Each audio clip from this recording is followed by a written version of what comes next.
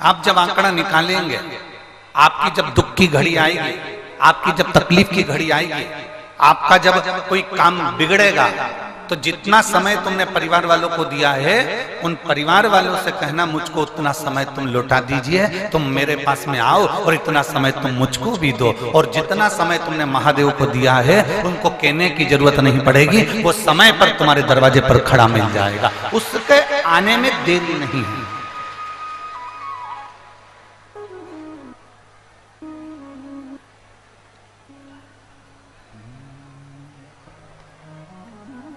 मेरे बाबा दया करना, मैं तेरे भरोसे हूँ। भोले बाबा दया करना,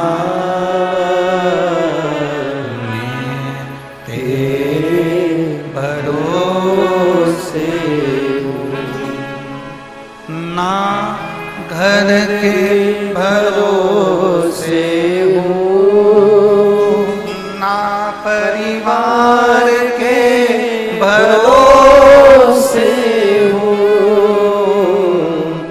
ना घर के भरोसे हूँ, ना परिवार के भरोसे हूँ। दया करना, मैं तेरे भरोसे हूँ। भोले बाबा दया करना,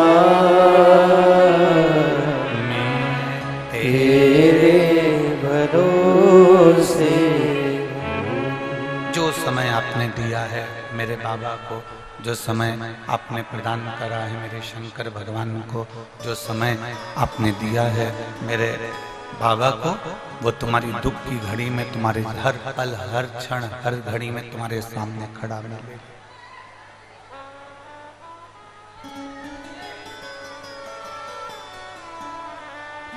तुम्हारे सम्मुख में होगा।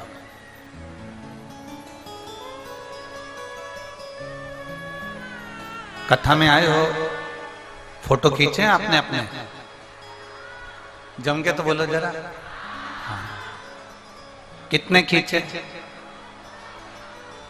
कम से कम 10, 20, 50 तो रोज के 10, 5 तो खींचे होंगे। अरे बोलो तो जम के। ठीक है। फेसबुक पे कितने डाले? 50 फोटो खींचते हो, उसमें से भी छांटते हो।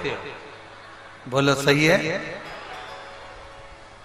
अब 50 फोटो में से तुमने छांटा, और छांटने के बाद फिर तुमने उसमें से 5 फोटो 50 में से छांटकर 5 फेसबुक पे डाला।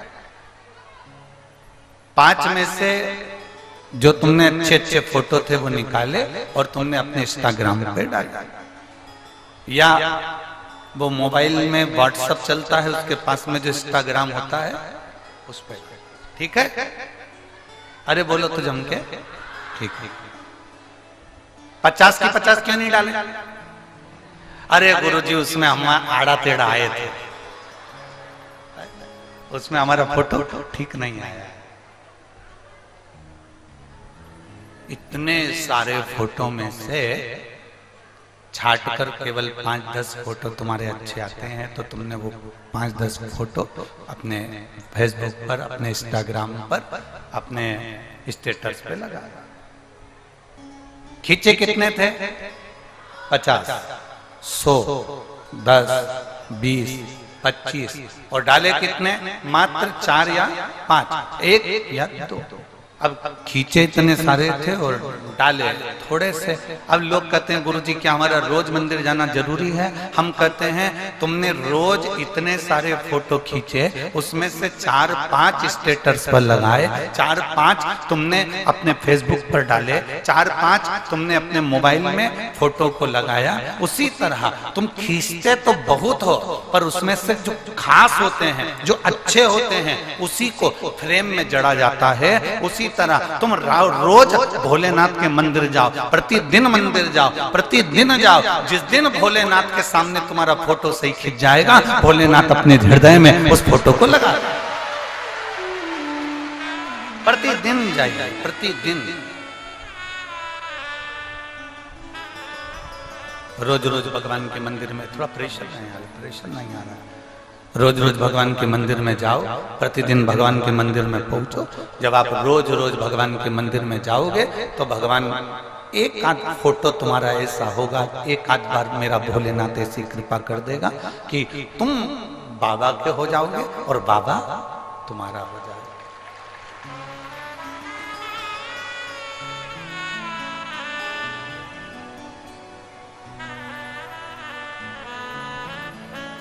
और तेरा ही दिया मैंने खाया पिया है, तेरा शुक्रिया है, तेरा शुक्रिया है। मुझे भोले बाबा ने बहुत दे दिया है, तेरा शुक्रिया है, तेरा शुक्रिया।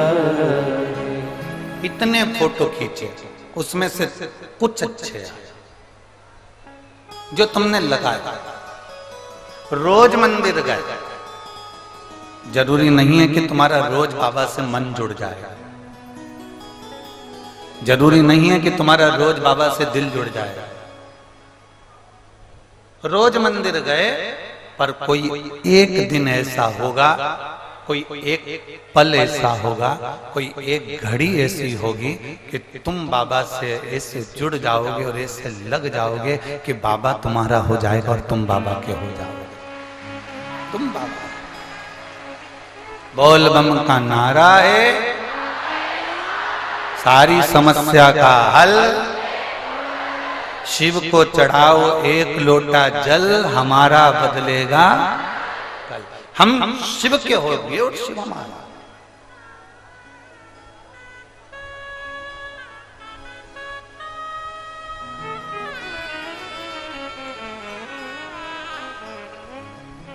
शिव जी ने कभी तुम्हारे पास में आकर ये कहा मैं बैठा हूं तो चिंता मत कर?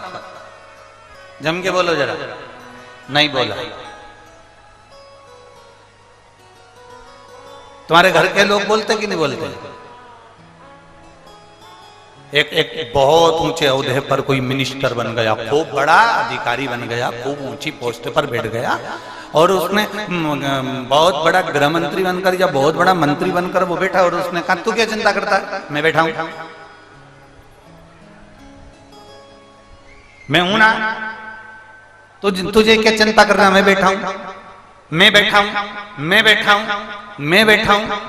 हर जरा जरा सी बात में वो बोल दे तुझे क्या चिंता करना, मैं बैठा हूं ना, मैं बैठा हूं ना। और कह दिया तुझे जो करना है कर, मैं बैठा हूं, तुझे जो करना हो कर, मैं बैठा हूं। बस अब तुमने उसी के बल पर तुमने ऐसा काम कर लिया और जो काम करा और फोन लगाया कि साहब वो ऐसा ऐसा हो गया है, तो मालूम पड़ा कि जो बैठा था वो लेटा है। मालूम पड़ा कि बीमार पड़ गया और बीमार पड़कर वो पलंग पर लेट गया। अब तुम फोन कर करके रहो कि साहब तुमने तो कहा था कि मैं बैठा हूं, मैं बैठा हूं, तो वो कहेगा मैं क्या करूं, मैं लेटा हूं, मैं लेटा हूं। अब मैं क्या कर सकता हूं? बीमारी आ गई, तकलीफ आ गई, मेरे शरीर में कष्ट आ गया तो मैं लेट गया, मेरे शरीर में कष्ट है तो मैं हॉस्पिटल में पड़ा हूं, मैं बीमारी में पड़ा हूं।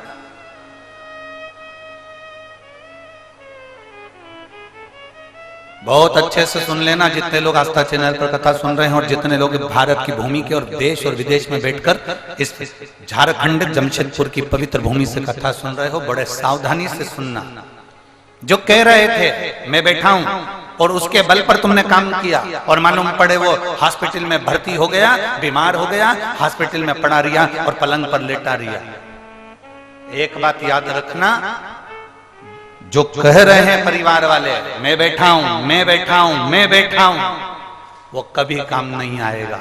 पर जो कभी नहीं कहता कि मैं बैठा हूं, तुम्हारा चढ़ाए गए एक लोटे जल से वो काम आएगा। तुम्हारे चढ़ाए गए एक लोटे जल से वो तुम्हारे काम आ जाएगा, तुम्हारे सम्मुख में आ जाएगा, तुम्हारे सामने आएगा और तुम्हारे दुख को, तुम्हारी तकलीफ को, तुम्हारे कष्ट को वो हर लेगा।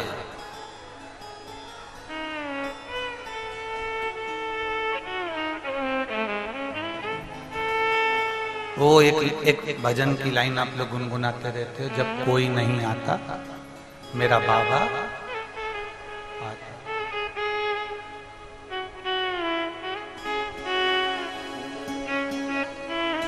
कोई नहीं,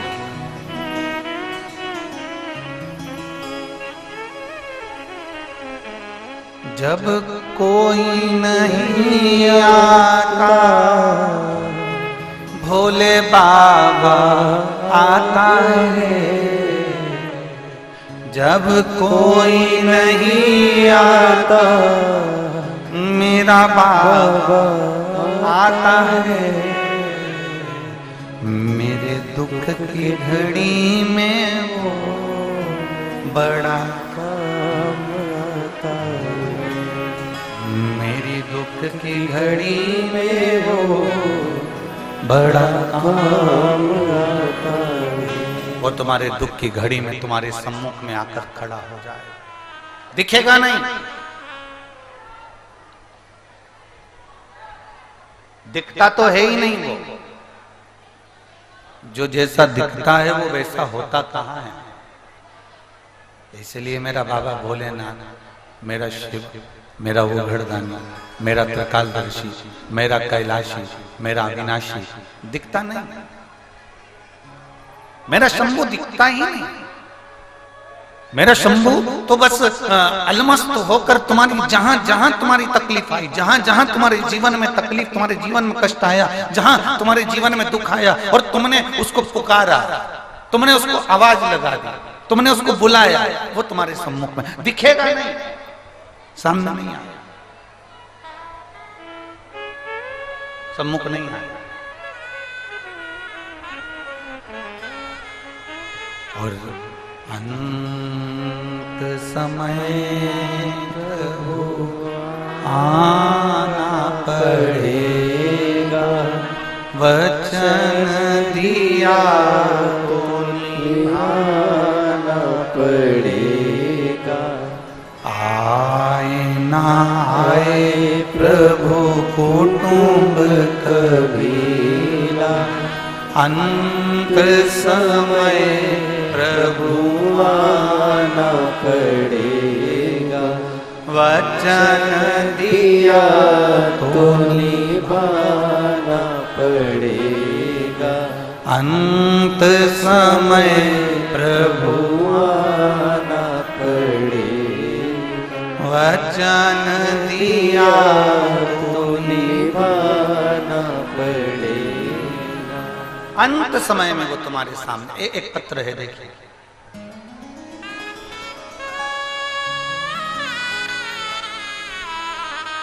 मैं स्मृति वर्मा रांची झारखंड से हूं। कहीं बैठी हो स्मृति जी तो हाथ हिला सकती हैं।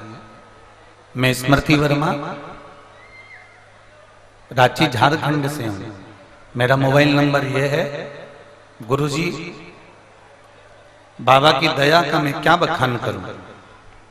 मेरी मौसी के बताने पर हमने आपकी कथा सुनना प्रारंभ किया। गुरुजी कथा तो मैं रोज सुनती थी पर मुझे विश्वास ही नहीं था। जो लोग पत्र पढ़ सकते हैं वो टीवी पर, एलईडी पर, मोबाइल पर पत्र को पढ़ सकते हैं। गुरुजी कथा तो मैं रोज सुनती थी पर मुझे विश्वास ही नहीं था कि भयंकर से भयंकर रोग भी सिर्फ बाबा को जल चढ़ाने से क्या समाप्त हो सकता है? बाबा ने स्वयं मेरे घर में ही है कृपा करी। मेरी मम्मी का नाम मंजू देवी है। अचानक उनकी तबीयत खराब हो गई, उन्हें रांची में डॉक्टरों को दिखाया तो जांच पर मालूम पड़ा कि उन्हें 4th स्टेज का कैंसर है। कहीं बैठी हो तो हाथ हिला सकती हैं और बेलपत्र के लिए भी आ सकती हैं अगर बैठी हो तो। मेरी मम्मी को मालूम पड़ा कि 4th स्टेज का कैंसर है। डॉक्टर ने रांची में बताया कि इनको 4th स्टेज का कैंसर है और बच्चेदानी में लंग्स के अंदर पूरा कैंसर फैल चुका है। इसका कोई इलाज नहीं है, ये केवल 2 या 3 महीने की मेहमान है, इनको ले जाओ। पत्र में आप पढ़ रहे होंगे जो लिखा गया, 2 से 3 महीने की मेहमान है, इनको घर ले जाओ और जितना बन सकता है उतनी सेवा करो। हम उनको बॉम्बे में ले गए, जहां डॉक्टरों से उनके लिए हमने सलाह मांगी और डॉक्टरों ने कहा कि इनको 4th स्टेज का कैंसर है, वो पूरे शरीर में फैल चुका है। अब भयंकर रोग शरीर के अंदर आ गया, अब करें तो करें क्या? हमने आपकी कथा सुनकर मेरे पापा और भाई को मंदिर जाकर लोटा भर जल चढ़ाने को कहा और कहा पापा आप सीहोर चले जाओ और सीहोर से रुद्राक्ष लेकर आ जाओ। मेरे पिताजी जो अवस्थावान हैं वो सीहोर पहुंचे गुरुजी और सीहोर से रुद्राक्ष लेकर आए। तब तक मेरी मम्मी को भैया लेकर अपने घर पर आ गए और उनकी सेवा में लग गए। जब हम सीहोर पहुंचे तो सीहोर में जाने के बाद में हमने वहां से रुद्राक्ष लिया। उस रुद्राक्ष को हम लेकर आए और वहां से प्रार्थना कर कर भोलेनाथ पे चढ़ा हुआ जल भी हम मांग कर लिया। बड़ी सी शिला रखी हुई थी जिस पर हमने जल चढ़ाया, वो जल हम उठाकर लेकर आ गए। गुरुदेव, हम उस जल को लेकर आने के बाद बाबा का जल उनको रुद्राक्ष गलाकर देने लगे, श्री शिवाय नमस्तुभ्यम का जाप करने लगे। मम्मी को कानों में हम हेडफोन लगाकर शिव पुराण की कथा सुनाने लगे। 6 महीने बाद हम वापिस मुंबई में जाकर जांच कराए तो डॉक्टरों ने कह दिया कि इनके पूरा कैंसर समाप्त हो चुका है, इनके शरीर में कैंसर नहीं है। ये शिव तत्व है, ओघड़ी है, शंभु है, त्रिकालदर्शी शिव है। मैं स्मृति वर्मा, रांची झारखंड से हूं। मेरा मोबाइल नंबर ये है। ये शिव तत्व है, ये ओघड़ी है, ये शंभु है, ये त्रिकालदर्शी, ये कैलाश। आपको लगता होगा गुरुजी हम इतनी दूर से कथा सुनने के लिए आए हैं। हम आप लोगों को बोलते हैं बार बार कि देखो बहुत दूर से लोग आए हैं, इनको कथा सुनने दो। आपके चिल्लाने से, आपके बोलने से कई लोगों की कथा छूट जाती है। आपको थोड़ा सा हमारे कहने से बुरा जरूर लगेगा, पर ईमानदारी से सत्यता की बात कहे ना, ये कथा नहीं है। ये तो मेरे भोले बाबा अपने बच्चों का दुखड़ा सुनने के लिए और उसको समझाने के लिए बैठते हैं और उस बीच में उसके दुख को हर लेते हैं। यहां मेरे बाबा तुम्हारे बीच में अगर ये कुबेरेश्वर बाबा आया है, ये शिव महापुराण की कथा यदि हो रही है तो वो तुम्हारे बीच में आकर तुम्हारे दुख को मात्र उसकी दृष्टि से, मात्र शिव कथा के माध्यम से तुम्हारे दुख को हर लेगा।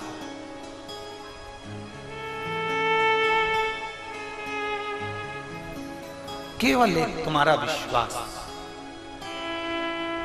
और जीजी, ऐ मेरी जमशेदपुर की बहनों और मेरे जीजाओं, हम तो इतने पत्र पढ़ भी नहीं पाते जितने पत्र यहां भेजे जाते।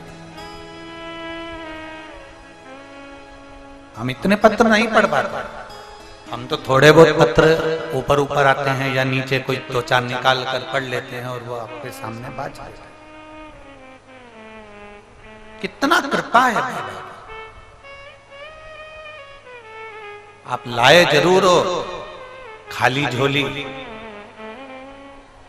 आज महीने की शिवरात्रि है, कथा सुनोगे, कल कथा पूरी हो जाएगी। सुबह 8 बजे से 11 बजे तक सुन लोगे। हम भी यहां से वापिस आगे के गंतव्य के लिए निकल जाएंगे।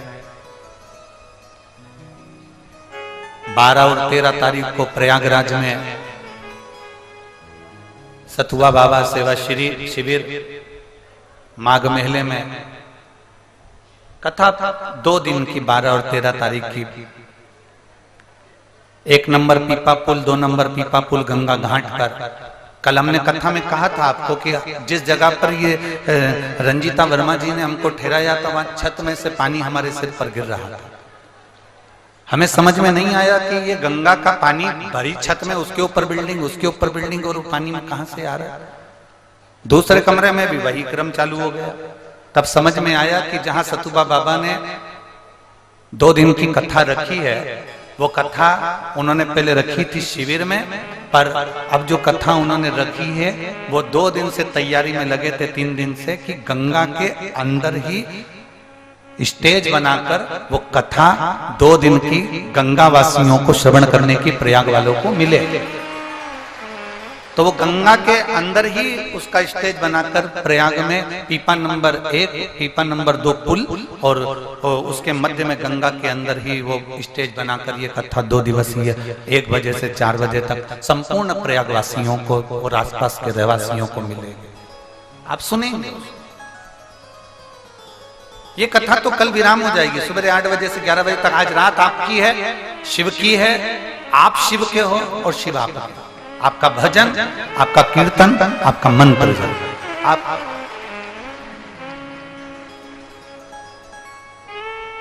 आयो खाली, आप खाली जरूर आयो, पर मेहमान जब जाएंगे ना, वो कहते हैं ना मेहमान जाते हैं तो बच्चे को कुछ ना कुछ देकर जाते हैं। कल मेरा बाबा जाते जाते आपकी भी झोली में ना जाने कितना कूड़ कर चले जाए, कितना देकर चले। वो शिव है, वो घड़ी है।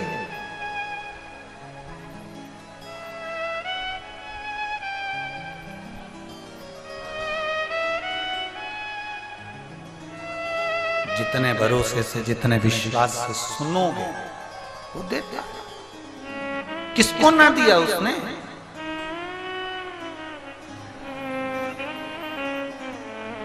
किसको प्रदान नहीं करा उसने?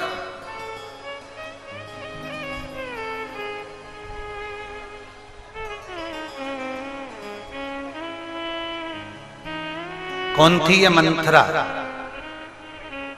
जिसने राम जी को वन भेज दिया था, माता कैकेयी को भड़का कर?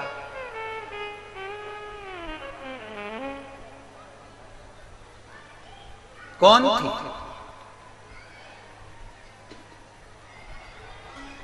ये कहां से आई थी? कौन थी? रामचरितमानस में इस मंथरा के चरित्र को हमने देखा, पूरा रोल अदा करा इसने। कैकेयी को भड़काया, कैकेयी को कुछ ना कुछ कहती रही, अपशब्द बोलती रही और कैकेयी को भड़काकर राम जी के प्रति द्वेष उत्पन्न कराकर राम जी को 14 वर्ष के लिए वन भेज दिया। साधारण नहीं थी मंथरा।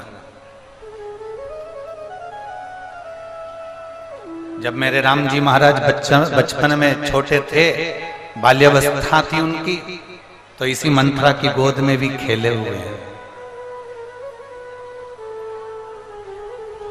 भरत जी छोटे थे, शत्रुघ्न जी छोटे थे, लक्ष्मण जी छोटे थे, तब इस मंथरा की गोद में खेले हुए हैं। कौन थी मंथरा? किसकी बेटी थी? पूर्व में कहां से आई थी? अगर हम हमारे शास्त्रों को उठाकर देखें तो अगर आप पूरे शास्त्र नहीं उठा सकते तो तेलुगु की रंगनाथ रामायण को एक बार पढ़ना, और तेलुगु की जब रंगनाथ रामायण को आप पढ़ेंगे तो उसका 454 नंबर का एक पृष्ठ निकालना, और तेलुगु की उस रंगनाथ रामायण में 454 नंबर के पृष्ठ पर आप पढ़ेंगे कि ये मंथरा कोई साधारण नहीं थी। ये मंथरा, इसके पिता भगवान शंकर के परम उपासक थे। मंथरा का जो पिता थे वो भगवान शिव के परम उपासक थे।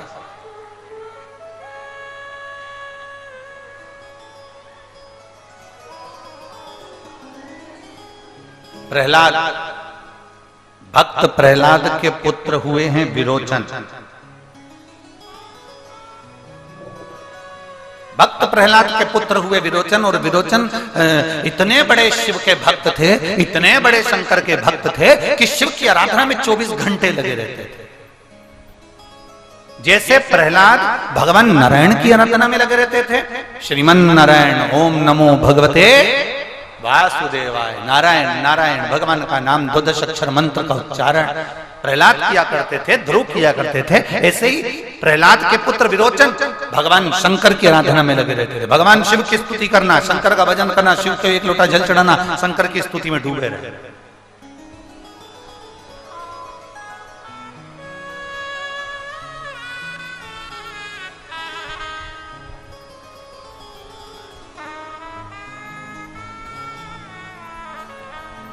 एक बार विरोचन ने शिव जी की आराधना की, और विरोचन की जो धर्म पत्नी थी विशालाक्षी, विरोचन की धर्म पत्नी विशालाक्षी, वो भी शिव की आराधना में डूबने वाली। देखिए, अगर कुछ मिल रहा है आपको इस संसार में आने के बाद, आपको अगर मकान मिला है रहने के लिए, आपको अगर अच्छा पति मिला है, आपको अगर अच्छी पत्नी मिली है, आपको अच्छे बच्चे मिले हैं, आपकी बेटी बेटा अच्छे हैं, आपका दामाद अच्छा मिला है, आपका परिवार अच्छा मिला है, आपके भाई बंधु सखा रिश्तेदार अच्छे हैं, आपका मोहल्ला अच्छा है, आपके कुटुंब परिवार वाले अच्छे हैं, तो समझ लेना कि तुमने पूर्व समय में कोई शंकर जी की आराधना करी होगी जो आज तुमको मिल रहा है।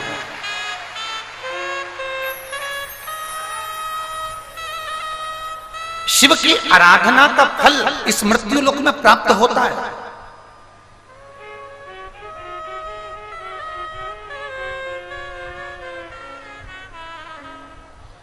आप बस उसकी आराधना में जब लीन हो तो उसमें एक अविरल भक्ति का संचार होना चाहिए आपके भीतर, एक अविरल भक्ति का संचार। दिखावा नहीं करना। शंकर जी को कभी भी जल चढ़ाने जाना तो किसी को दिखा के मत जाओ कि लोग हमें देखेंगे तो हम जल चढ़ाएंगे। मंदिर में मैं झाड़ू जब लगाऊंगी जब मुझे लोग देख रहे होंगे, मंदिर में पोछा जब लगाऊंगी जब मुझे लोग देख रहे होंगे। ना, कोई देखे चाहे ना देखे, हमारा काम है जल चढ़ाना। कोई देखे ना देखे, हमारा काम है झाड़ू लगाना। कोई देखे ना देखे, हमारा काम है पोछा लगाना। ये हमारा कर्तव्य है, ये हमारा कर्तव्य।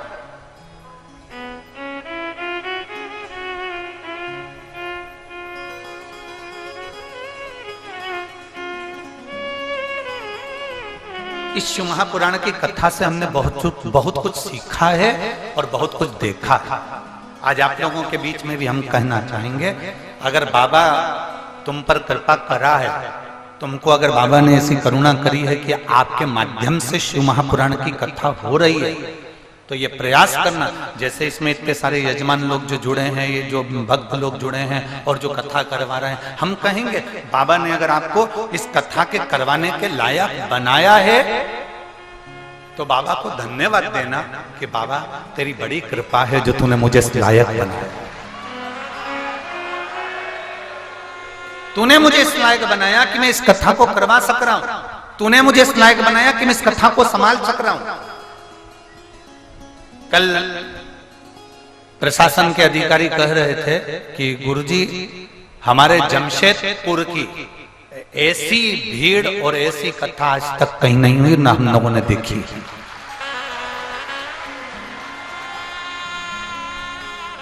उनका एक शब्द था कि गुरुजी 1 किलोमीटर दूर गाड़ियों को रोक दिया तो भी किसी महिला और किसी पुरुष के चेहरे पर सल नहीं था।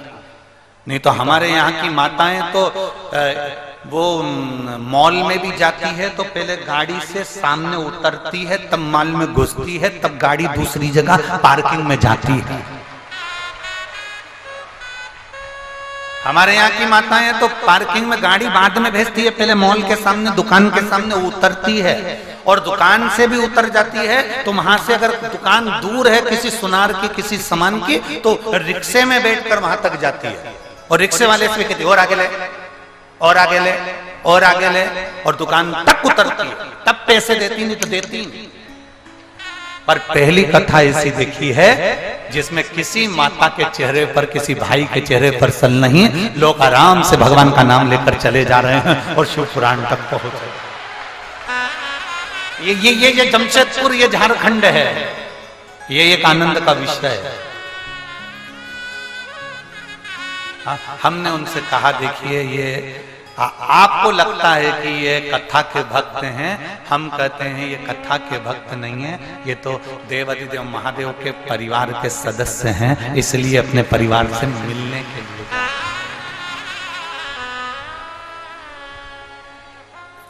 शंभो शरणे पड़ी मांगो घड़ी रे घड़ी दुख काटो दया करीन दर्शन आपो। शंभो शरण पड़ी मांगो घड़ी रे घड़ी दुख काटो दया करीन दर्शन आपो। वो शिव है वो घड़ी।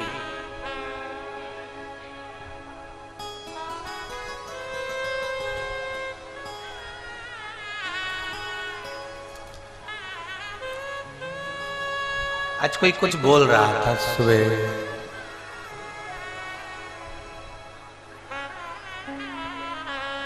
अभी लोग वो कौन कौन सा डे मना रहे हैं।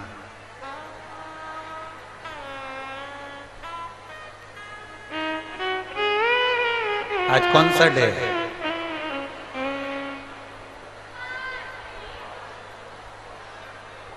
कौन सा है?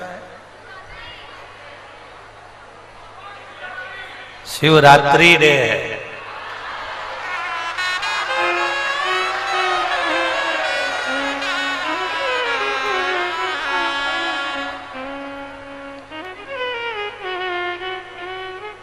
और छोरा छोरी कहें कि प्रॉमिस,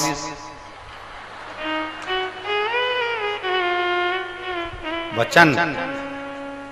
आज शिवरात्रि के दिन मासिक शिवरात्रि है, आप भी वचन दो, आप भी प्रॉमिस करो कि मैं शंकर के मंदिर रोज सुबह से जाऊंगा।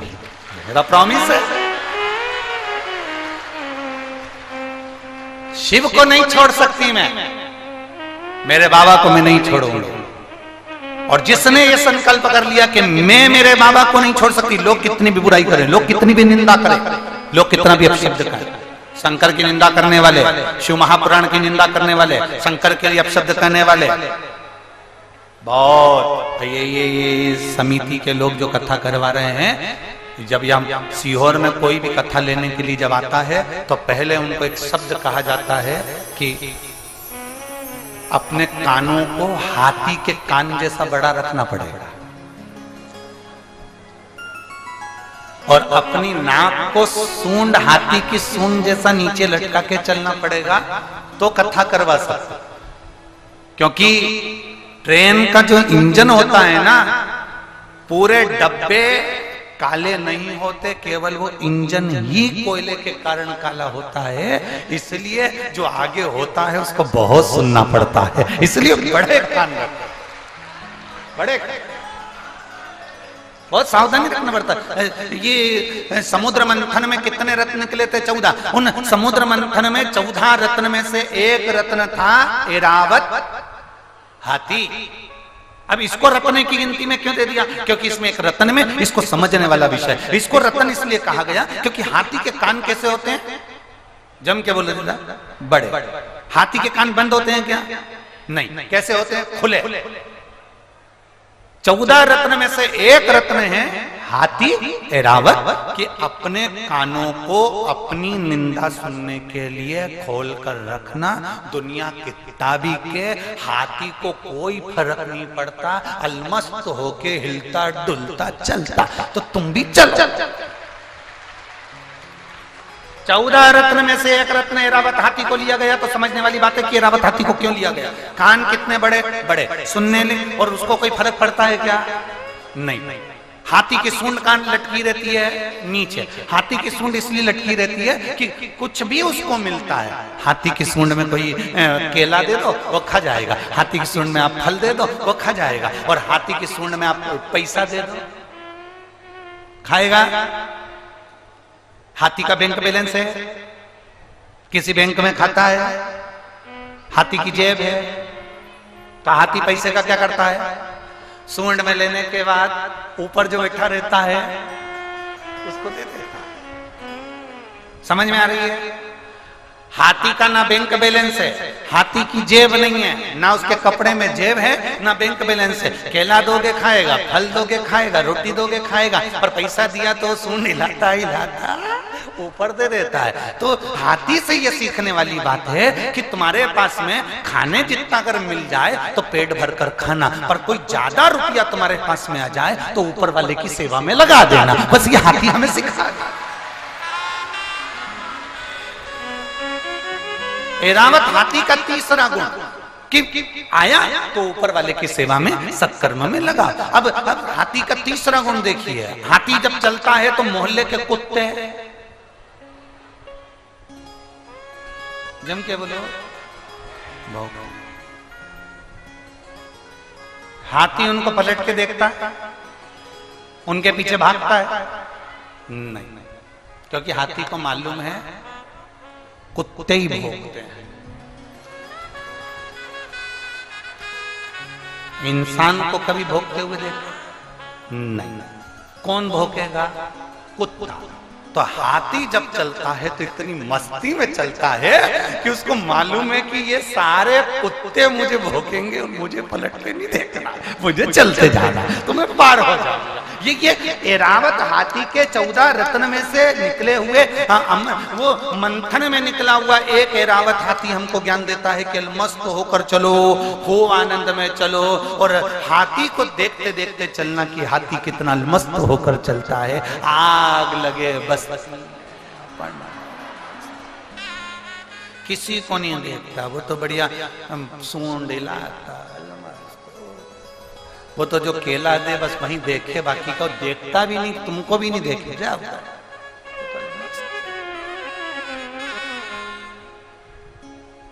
और बस यही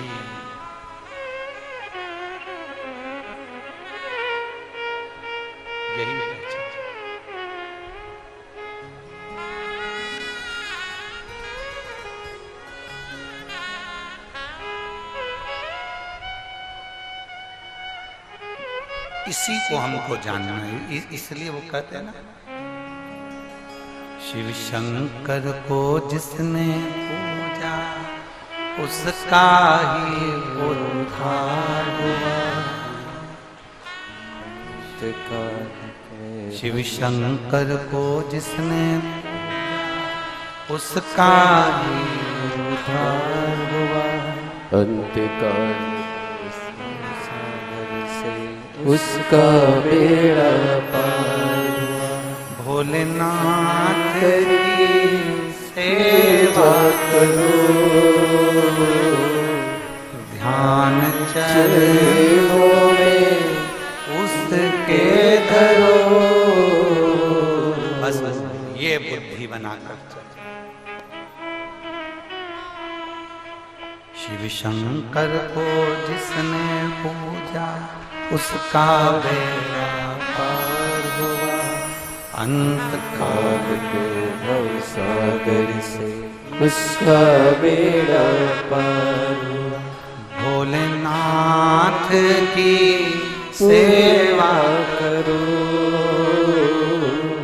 ध्यान चरणों में उसके धरो। भोलेनाथ की सेवा करो,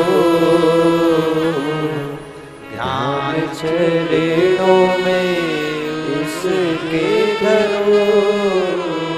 जितना बन सकता है उसकी सेवा में दिन रात लगे रहो, तल्लीनता में। एक महिला ने एक पत्र लिखा है,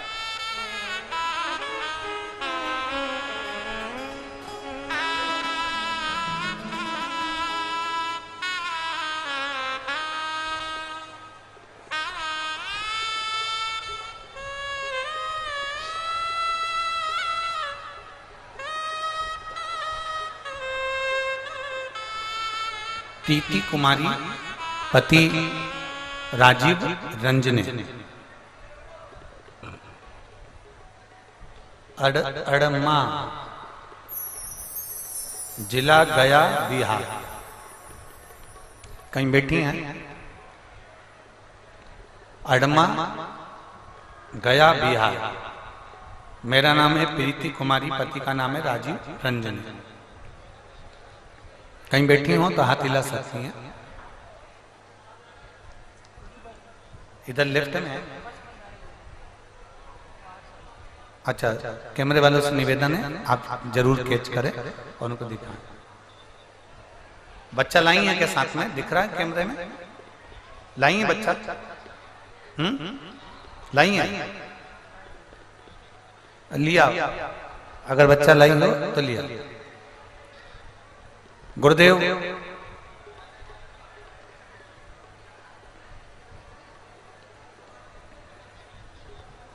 लोग मुझे बहुत से ताने देते थे।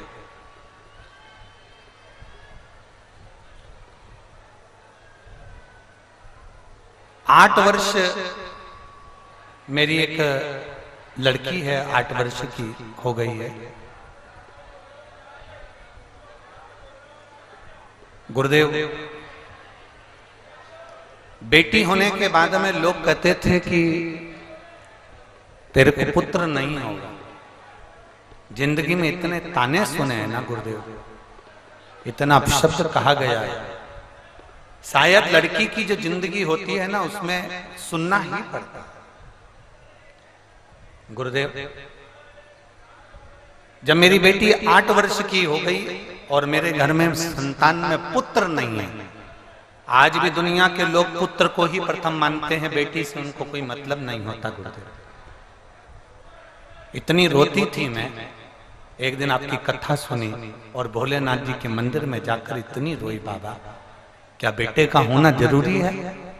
और अगर बेटे का होना जरूरी है बाबा, तो तू मेरी गोदी में एक पुत्र दे दे, नहीं तो ये दुनिया के लोग मुझे जीने ना देंगे। बाबा ऐसी कृपा करी मेरे बाबा ने, और मैंने सफेद आंकड़े की जड़ का प्रयोग करा और बाबा की कृपा से 23/9/2022 को मेरे घर में बेटे ने जन्म लिया। मैं बाबा को यहाँ धन्यवाद देने के लिए आया। शिव तत्व ओघड़ी शंभु इसी को, और तेरी कृपा बिना न हिले।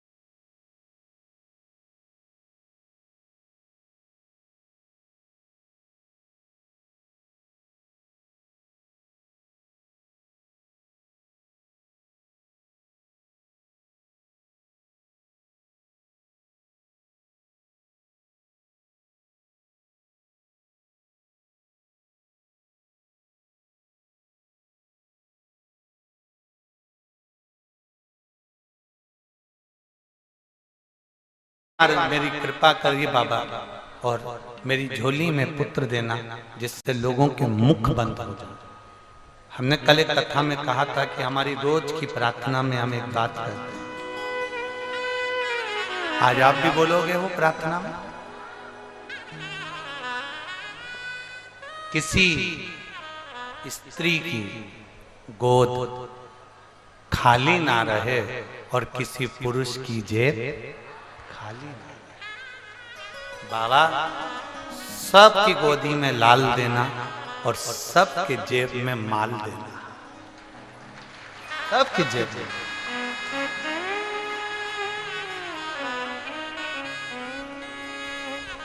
और खाली ना जाता कोई दर से तुम्हारे, खाली न जाता कोई दर से तुम्हारे, मैं भी खड़ी हूँ नंदी बाहें फसाए अपने हृदय से लगा लो लगा लो, गिरा जा रहा वो उठा लो उठा, भोले अपने घर से अब तो न डालो, गिरी जा रही हो उठा लो उठा। उससे प्रार्थना करो। प्रत्येक नारी की गोद में, स्त्री की गोद में डाल देना और प्रत्येक पुरुष की जेब में उसके कोई पुरुष खाली नहीं रहे। कोई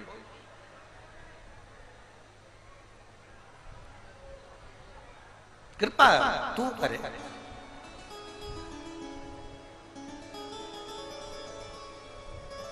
प्रहलाद नारायण के उपासक थे और उनका बेटा विरोचन शिव का उपासक था।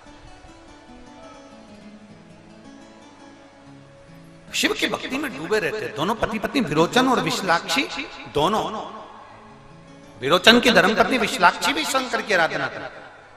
बहुत कम परिवार ऐसे होते हैं जिसमें पति पत्नी भगवान के मंदिर साथ जाएं या शंकर की आराधना में डूबे रहें। अगर आपका पति आपको साथ लेकर कथा में आ रहा है, आपका पति आपको कथा तक छोड़ रहा है, आपका पति आपको मंदिर तक ले जा रहा है, आपकी पत्नी आपके साथ अगर मंदिर तक कथा तक जा रही है, तो समझ लेना कि आप दुनिया के सबसे श्रेष्ठ व्यक्ति हो। आपके बराबर किसी का भाग्य नहीं।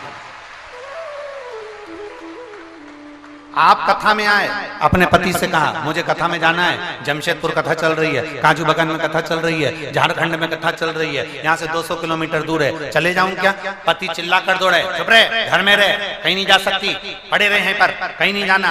समझ लेना कि कोई पूर्व समय के हमारे पाप कर्म होंगे जो हम भगवान तक नहीं। तुम्हारे पति से तुमने कहा, परिवार वालों से कहा और उन्हें खुश होकर कहा जा चली जा, कोई दिक्कत नहीं। किसके साथ जाएगी? कौन जा रहा है? मेरी सहेली जा रही है, परिवार वाले जा रहे हैं, मैं चले जाऊं क्या? हाँ चले जा। बाबा के धाम तो जा रही है, कथा सुनने तो जा रही है, बाबा वैद्यनाथ का दर्शन तो करने जा रही है, कोई बात नहीं। हम नहीं जा सकते, हमारे परिवार का एक व्यक्ति भी अगर कथा के पंडाल तक आ गया और उसके शरीर में यहाँ की रज, यहाँ की धूल, यहाँ की मिट्टी उसके शरीर से लगकर उसके कपड़े के साथ में उसके घर तक जाएगी, तो ना जाने कितनों को तार देगी। वो पवित्र भूमि की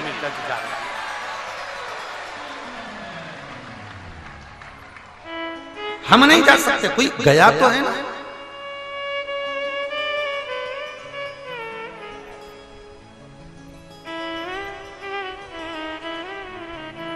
जब लोग सीहोर आते हैं कुबेरेश्वर धाम पर, और कुबेरेश्वर बाबा के धाम पर आते हैं और आने के बाद में लोग यहाँ से जाते हैं, तो इतना प्रैक्टिकल करते हैं, इतना प्रैक्टिकल करते हैं।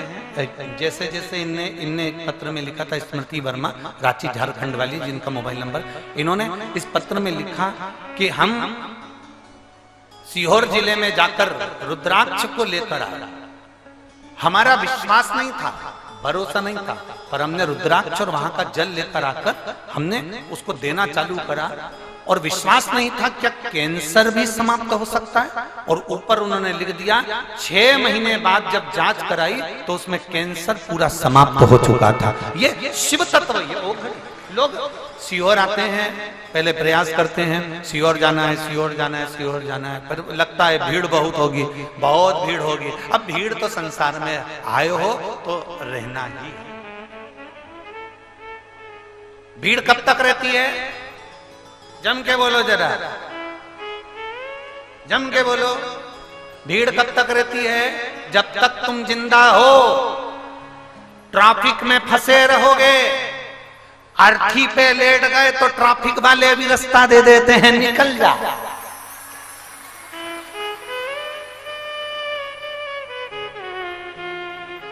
तुम गाड़ी से चल रहे हो, 4-5 गाड़ियां भोड़ भोड़ करके जा रही और पीछे से राम नाम सत्य है, राम नाम सत्य है, जो आवाज आई गाड़ी वालों ने तुरंत रास्ता दे दिया, और तुम जिंदा थे और भुड़ भुड़ करके आ रहे हो। कोई रास्ता देगा तुमको? अरे जम के तो बोलो जरा। नहीं, जिंदा हो तब तक ट्रैफिक में फंसे रहोगे, चाहे घर का ट्रैफिक हो, परिवार का ट्रैफिक हो, संसार का ट्रैफिक हो, इसमें फंसे रहना है और अपनी गाड़ी में हारन लगा रहा श्री शिवाय नमस्तुभ्यम का और धीरे धीरे धीरे धीरे करके निकल जाना। मरने के बाद कोई ट्रैफिक में नहीं फंसता, डायरेक्ट रास्ता दिया जाता है, जा जा राम नाम सत्य है, जा, कोई नहीं रोकता। बड़ी बड़ी गाड़ियां भी साइड हो जाती हैं, कितनी भी भीड़ लगी हो वो भी एकांत में हो जाती है। अरे मर गया, अरे अर्थी जा रही है, जान दो जान दो, और मुर्दे को लोग बाहर कर देते हैं। तो घबराना नहीं कि भीड़ है, हम क्या करेंगे। हमारा तो निवेदन है 7 मार्च से 13 मार्च तक सीहोर कुबरेश्वर धाम पर रुद्राक्ष महोत्सव होने जा रहा है। रुद्राक्ष वितरण नहीं होगा, पर बाबा की भूमि पर कंकर शंकर की धरा पर 12 ज्योतिर्लिंग के बीच में बैठकर शिव महापुराण की कथा 7 दिन सुनो और बाबा के उस आनंद को पाकर अपने जीवन को सार्थक बनाओ। जिंदा हो तब तक ट्रैफिक में फंसोगे, मरने के बाद कोई ट्रैफिक में नहीं फंसता। जिंदा हो तो ट्रैफिक में फंसे हो, घर के, परिवार के, बेटा के, बेटी के, नाते के, रिश्ते के, मायरा बनना, शादी करना, ब्याह करना, ये करना, वो करना, सब्जी लाना, भाजी लाना, दूध लाना, ये लाना, वो लाना। और जब जैसे ही निपट गए तो तुमको कौन जगा के खाएगा। दूध की थैली लिया, दूध की थैली।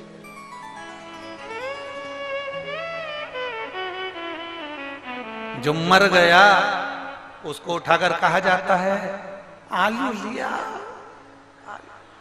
जा।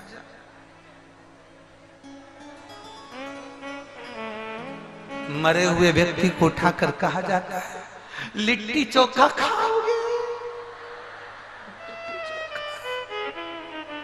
मरा हुआ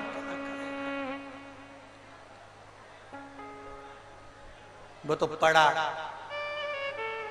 लिट्टी चोखा नहीं उठा। और मरा हुआ भी कह रहा तू ही चर ले, हम तो चल का खाए लिट्टी चोखा। ट्रैफिक है, फंसे हो, कोई दिक्कत नहीं। जब तक तुम ट्रैफिक में फंसे हो तो ये मानते चलना कि तुम जिंदा हो। नहीं फंसो समझ लेना नहीं पड़े, फंसे हो, जिंदा।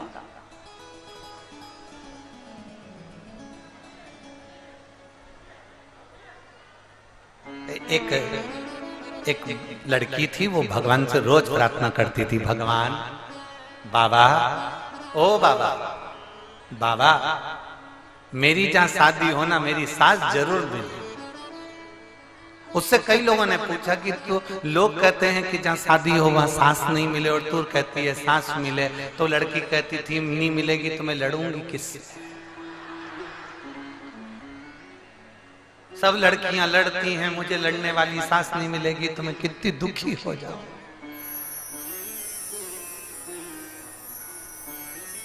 फिर मेरी निंदा कौन करेगा।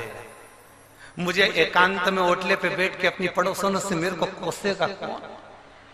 इसलिए भोलेनाथ मेरी जहां शादी हो मेरी सास जरूर मिले। पर भगवान भी तो उल्टा ही चलता है, जहां उसकी शादी हुई वहां सास ही नहीं मिली। जो ज्यादा आस लगा के बैठता है ना, मैं बहुत सुंदर हूं, इतना जोरदार लड़का मिलेगा मुझे, ऐसा सीए, इंजीनियर, डॉक्टर, ये वो, जो ज्यादा नाक लगा कर बैठते हैं उन्हीं को दारू कुट्टा मिलता। नाक तो लगा ही नहीं, बेवड़ा पकड़ गया तो नहीं लगा। और जो लड़का कहता है ना मुझे ये लड़की पसंद नहीं, मुझे ये लड़की पसंद नहीं, मुझे ये लड़की पसंद नहीं, मुझे ये लड़की पसंद नहीं, एक से बढ़कर एक रिश्तेदारों ने दिखाई। फिर आखिरी में खूब लड़ी मर्दानी वो फिर आखिरी में मिली, और ऐसी मिली जगदम्बा कि सुबह से शाम तक ये आरती गा रही है, अम्बे तू है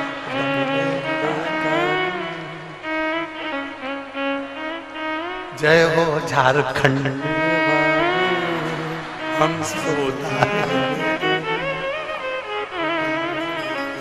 तेरे घर के बच्चों पे भीड़ पड़ गई।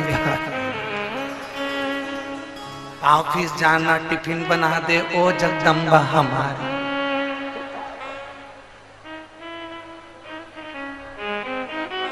रोज आलू खिलाने वाली, कभी पालक पनीर नहीं बनाने वाली।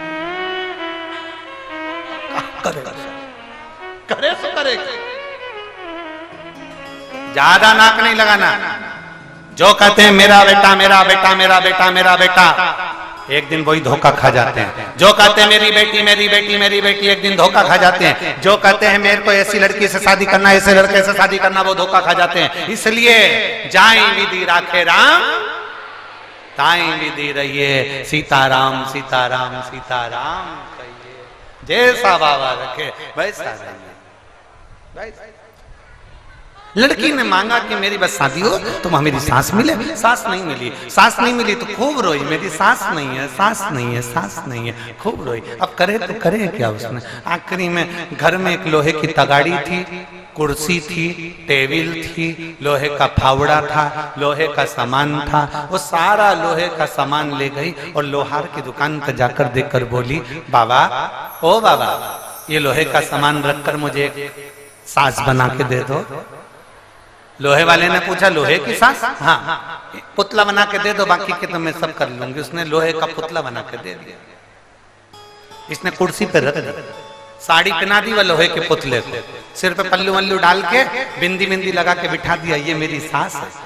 4-5 दिन बाद पति आया। पति ने आकर कहा क्यों, यहाँ लोहे की तगाड़ी रखी थी कहाँ है, कुर्सी रखी थी कहाँ है,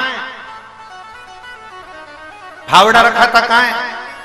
पत्नी बोली वो तो मैंने सब गलवा के लोहे की सांस बनवा ली। पति को आया गुस्सा, मूर्ख, पागल, बेवकूफ, कितनी पागल है, निकल जा मेरे घर से। और सांस को भी फेंक दिया और धक्के मारकर इसको भी निकाला। रोती रोती बेचारी वो लड़की आधी रात को कहां जाती, उसको डर लगा कि मेरी सांस लोहे की है, कोई चुरा के नहीं ले जाए। पीपल के पेड़ पे चढ़ गई सांस को ले ले।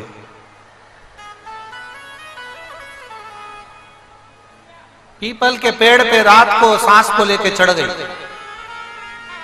आधी रात को 2 बजे चोर आ गया। नीचे बैठे पीपल के पेड़ के नीचे सब अपना अपना हिस्सा कर रहे थे। इसको आ गई नींद, सांस टपक के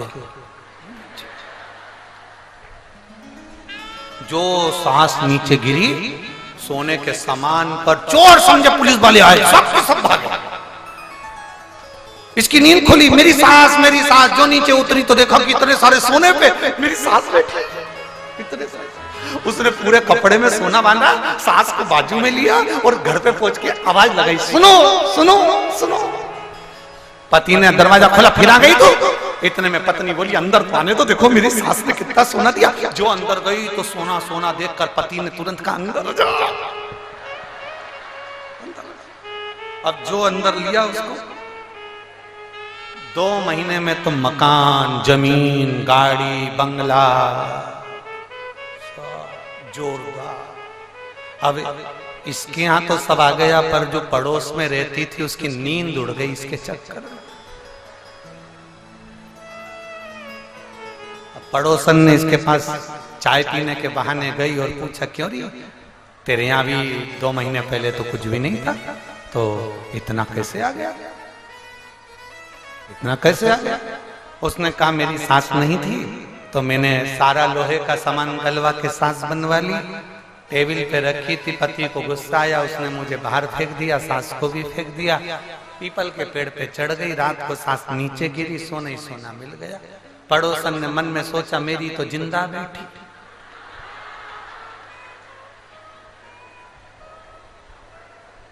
अब जो मेरी जिंदा बैठी वो तो कभी अंगूठी ना दी, इसकी तो मर गई तो दे रही।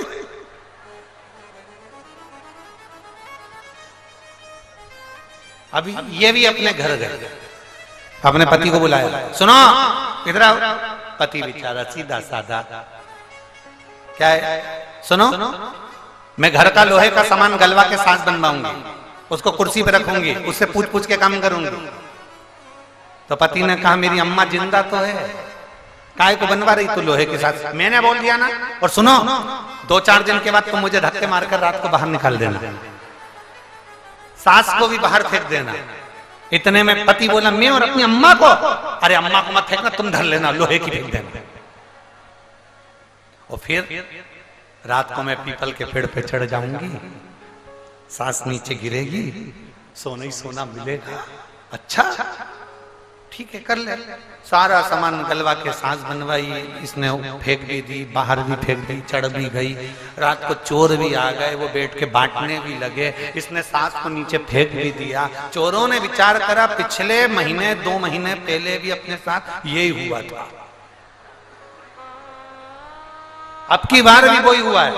ऊपर जो बैठी है ना वो समझदार है, वो उतारो उसको नीचे। और चोरों ने उसको नीचे उतारा, पेड़ से बांधा और खूब दोचा।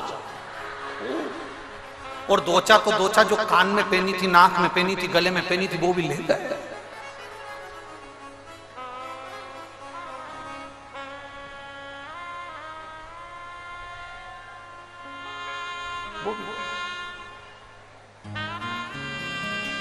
देखा देखी में काम बिगड़ गया। जरूरी नहीं कि किसी को भगवान ने इस बहाने से दिया तो तुमको भी उसी बहाने से दे, जरूरी नहीं। हमने पहले भी एक कथा में कहा है, कक्षा 8वीं का पेपर, बच्चे एक के पीछे एक बैठे हैं, लिखने को आ गया कि दिल्ली की सबसे बड़ी मीनार का नाम लिखो। आगे वाले ने लिख दिया दिल्ली में कुतुब मीनार है, पीछे वाले ने आगे वाले का देखकर लिख दिया दिल्ली में कुतिया बीमार है। याद उसको भी था कि कुतुब मीनार है, पर देखने के चक्कर में गड़बड़ी।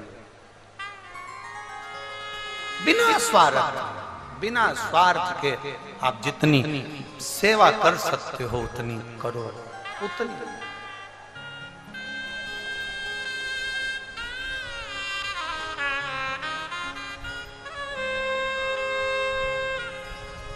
जितनी सेवा कर,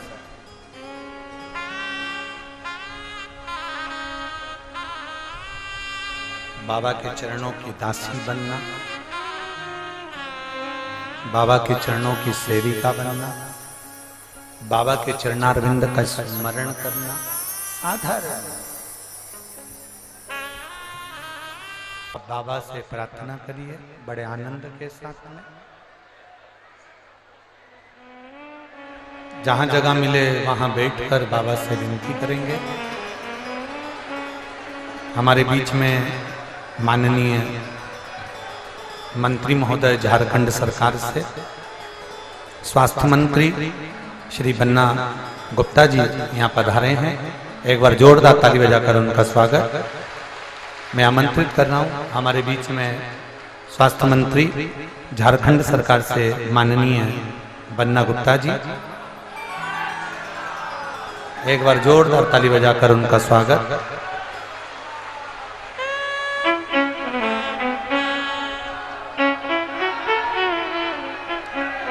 आप शिव महापुराण की कथा में पधारे, एक बार जोरदार ताली बजाकर माननीय स्वास्थ्य मंत्री झारखंड शासन।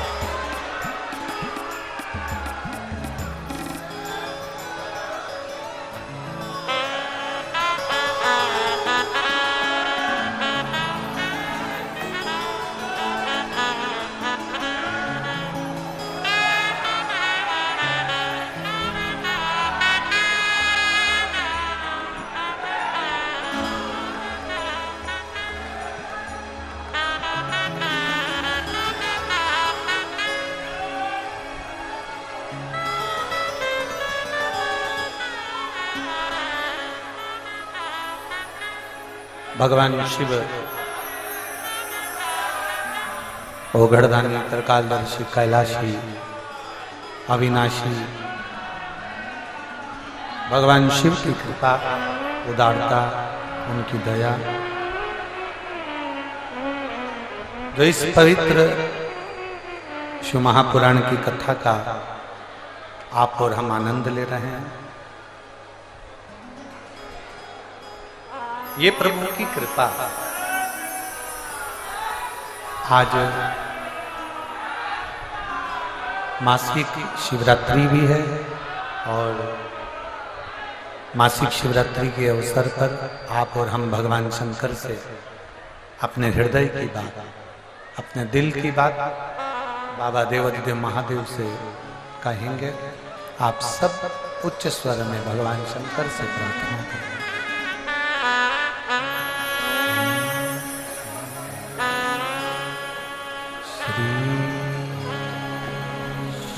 शिवाय नमस्तु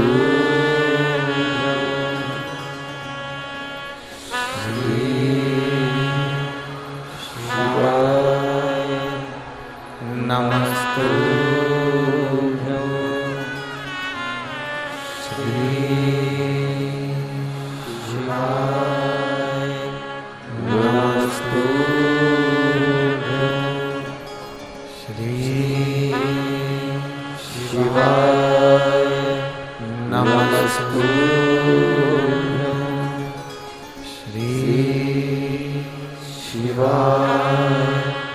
नमस्तु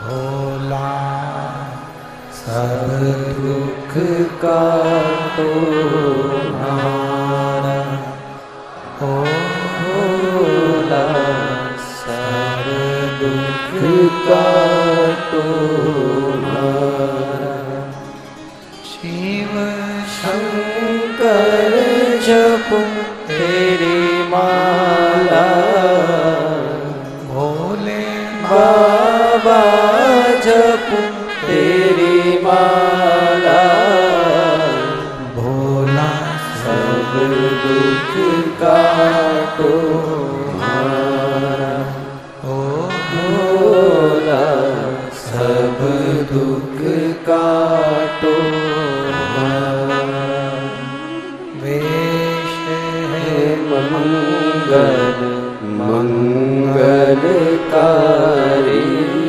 वेश है मंगल मंगलकारी शमशान वासी हमारा शमशान वासी हमारा ओ भोला सब दुख का तो हारा भोला सब दुख का तो हारा। भगवान शिव की कथा कर रहे हैं, शिव चरित्र कर रहा है, भगवान देवाधिदेव महादेव का चरित्र वर्णन कर रहा है।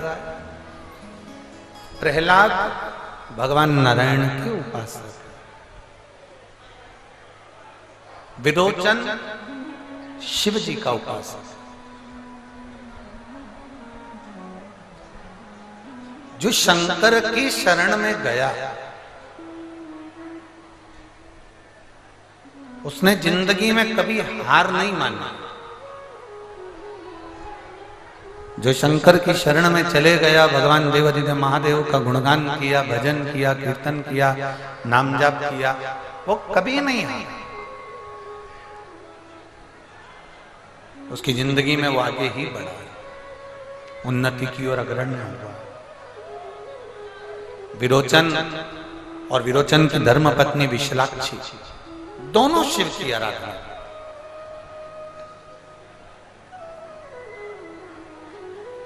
अब दोनों भगवान शंकर की आराधना में लगे हुए थे। प्रहलाद ने विरोचन को अपना राजपाट दे दिया था। भक्त प्रहलाद ने जब विरोचन को राजपाट दे दिया तो राजपाट पूरा विरोचन का हो गया था। उसकी धर्मपत्नी रानी बन गई थी, वो राजा बनकर बैठ गए थे। अब एक जब भगवान अच्छा पद दे दे, कुर्सी दे दे, प्रतिष्ठा दे दे, इज्जत दे दे, सम्मान दे दे, आपको अच्छी पदवी प्रदान कर दे, आप अच्छे औहदे पर पहुंच जाएं, अच्छे पद पर, अच्छी कुर्सी पर पहुंच जाएं, तो ये आपके ऊपर निर्भर करता है कि आप भगवान शिव की आराधना कितनी करते हैं।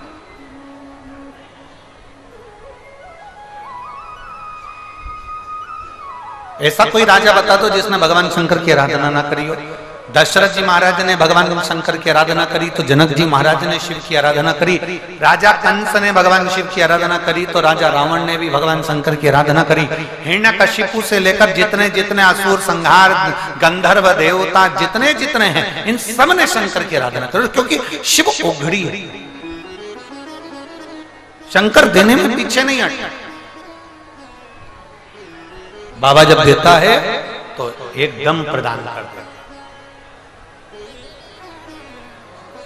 एक पत्र है, उस पत्र में एक बहन ने लिखा है, मैं रूबी देवी पति भरतलाल मंडन परसुड़ी की रहने वाली है। कहाँ है ये परसुड़ी? यही भूमि है। अच्छा अच्छा ठीक है। परसुड़ी की रहने वाली हूँ। कहीं बैठी हो तो हाथ हिला सकती हैं। अगर कहीं बैठी हो तो अपना हाथ हिला सकती हैं।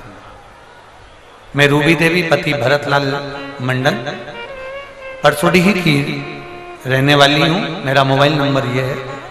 मेरे जीवन में मैंने बहुत कष्ट सहा गुरु। परसुड़ी में ही मेरी चाय की दुकान है। मैं यहाँ चाय का ही काम करते हैं, पर वो चाय की दुकान भी कभी चलती है कभी नहीं चलती गुरुदेव। घर के खर्चे चलाना बहुत मुश्किल हो जाता है। मेरे 2 बेटे हैं, उनको पढ़ाने के लिए बहुत मुश्किल सा जीवन जिया है हमने। बच्चों को पढ़ाने का जिम्मा माता पिता का होता है, जो हमने निभाया। सारा कार्य बच्चों के प्रति करा। बच्चों ने पढ़ाई करी, पॉलिटेक्निक का एग्जाम दिया, फिर बीटेक करा, सब कुछ करा, पर उसकी कहीं जॉब नहीं थी। तभी हम लोग बड़े निराश रहते थे कि एक तो 2 बच्चे और दोनों में किसी की भी जॉब नहीं है, अब करें तो करें। तब हमारी एक दुकान पर कोई चाय पीने के लिए आया और उसने कहा, तुमको मालूम है अपने ही जमशेदपुर के अंदर सियोर वाला महाराज कथा करने के लिए आया। उसने कहा, हम तो कभी इनको सुने नहीं। आपने भले कथा सुनी नहीं हो, पर ये शंकर की कथा कहते हैं। और पंडाल में अगर बैठकर जो कथा सुनता है, जो मांगता है, वो मिलता है। हमने चाय की दुकान छोड़कर गुरुदेव, हम आज कथा का 4था दिन है, हम रोज कथा सुनने के लिए आए। गुरुदेव पहले दिन जब यहाँ आई थी, विश्वास नहीं था आपकी कथा पर बाबा से विनती कर कर गई थी कि मेरे बेटे का अगर जॉब लगेगा तो बाबा मैं तुम्हें नमन करूंगी। गुरुदेव बाबा का मैं क्या गुणगान करूं। मैं जब कथा सुनकर 3रे दिन की कथा के दिन में घर गई, रोज अपने घर जाती, 3रे दिन जैसे ही पहुंची तो मेरा बेटा मुझे कहता है, माँ मेरा बहुत ऊंची कंपनी में ज्वाइनिंग आ गया है और 15 फरवरी को मुझे ज्वाइनिंग लेटर मिल गया है जो मुझे ज्वाइन करना है। आज मैं बाबा को छाती ठोक कर कह सकती हूं कि शिव पुराण है और पंडाल से कोई खाली नहीं जाता। आज मेरी आंखों में खुशियों के आंसू हैं गुरुदेव। मैं बाबा को यहाँ नमन करती हूँ। मैं परसुड़ी जमशेदपुर झारखंड की निवासी हूँ। मेरा मोबाइल नंबर है। कहीं बैठी हैं क्या? कहीं बैठी हो तो हाथ हिला सकती हैं। शिव तत्व की प्राप्ति इसी को कहते हैं। देवाधिदेव महादेव और लुटा दिया भंडार काशी वाले ने, कर दिया माला माल काशी वाले ने। ये शिव है, ओघड़ी है, शंभू है। हम तो यहां तक कहते हैं अगर 1 घंटे की भी कथा नहीं मिले तो 5 मिनट की भी मिल जाए, और 5 मिनट की भी ना मिले तो 1 मिनट की भी मिल जाए, तो कथा का पंडाल अगर आपके नजदीक में है तो एक बार जाकर जरूर बैठना। वो आपको क्या देगा वो उसके ऊपर निर्भर है। वो आपको क्या प्रदान करेगा, कैसे देगा, क्या देगा, वो उसके ऊपर निर्भर है। बस आप बैठो, उसे दिल से प्रार्थना। कहीं कहीं तो 7 दिन की कथा भी नहीं मिल पाती है, 5 दिन की कथा भी नहीं मिल पाती है।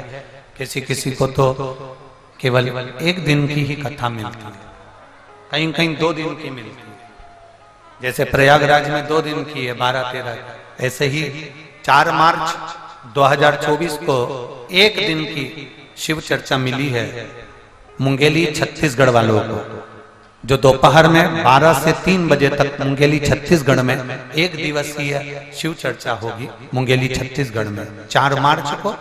और 4 मार्च को ही वहां छत्तीसगढ़ मुंगेली में कथा करने के बाद हम सीधे राजिम के लिए निकल जाएंगे। राजिम का कुंभ बंद हो चुका था और कई सालों से कोरोना महामारी के समय से राजिम का कुंभ बंद हो गया था। उस राजिम के कुंभ को 4 मार्च को पर्यटन एवं संस्कृति मंत्री श्री ब्रजमोहन जी अग्रवाल छत्तीसगढ़ शासन से, जिसको छत्तीसगढ़ प्रशासन की ओर से वापिस राजिम कुंभ को चालू करा जा रहा है। जो छत्तीसगढ़ का राजिम कुंभ है उसमें हम उसके उद्घाटन के लिए 4 मार्च को रात्रि को 8 बजे हम मुंगेली से छत्तीसगढ़ से ही छत्तीसगढ़ के राजिम में पहुंचेंगे, जहां पर रात्रि को 8 बजे उस राजिम कुंभ का उद्घाटन करेंगे। ऐसे ही क्रम भले 1 दिन का मिले, आधे घंटे का मिले, 5 मिनट का मिले, 10 मिनट का मिले, पर कथा का रसतत्व अपनी जिंदगी में धारण करते, अपने जीवन में उतारते, शिव कथा कर।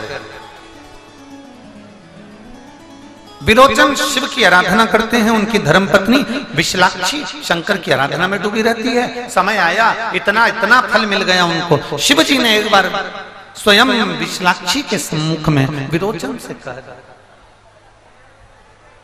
विरोचन को कहा, सुनो विरोचन, विरोचन प्रातः का समय एक ऐसा समय बनाओ जिस समय पर विरोचन आप अपने हाथों से दान करते जाए। प्रातः का समय ऐसा समय बनाओ जिस समय आप दान करो। आज एक व्यासपीठ से एक बात करना चाहेंगे, आप अपने जीवन में उतारिएगा इसको। भगवान से मांगो, मना नहीं।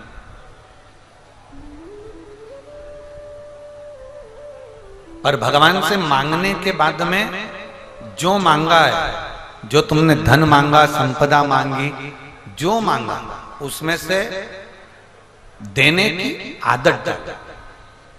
क्या होगा उससे? तुम्हें देने की अगर आदत हो गई तो दूसरी बार तुम्हें मांगना नहीं पड़ेगा। जो तुम दान करोगे उसी से तुम्हारा बढ़ता हुआ चलेगा। जो दिया परमात्मा ने उसको परमात्मा में लगाने का प्रयास करिए। आप किसी अच्छे ओहदे पर बैठे हो, आप किसी अच्छी प्रतिष्ठित जगह पर बैठे हो, आपकी अगर अभी आपका ओहदा है, आपकी प्रतिष्ठा है, आपकी सत्ता है, आपका वैभव है, तो उन हाथों से अच्छा करते हुए चलो, जिससे बाद में अगर हम ओहदे से नीचे भी आए, कुर्सी से नीचे भी आए, प्रतिष्ठा से नीचे भी आए, तो लोग हमारा सम्मान करना ना भूलें, हमारा आदर करना ना भूलें।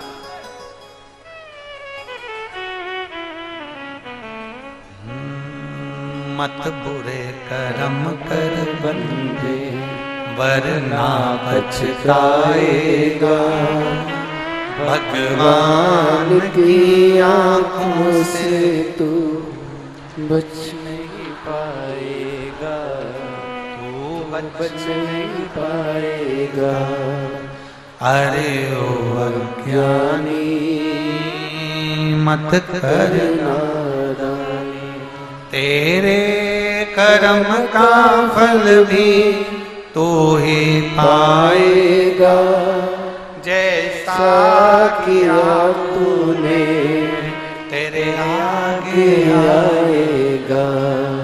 मत बुरे कर्म कर्म कर बंदे, वरना पछताएगा।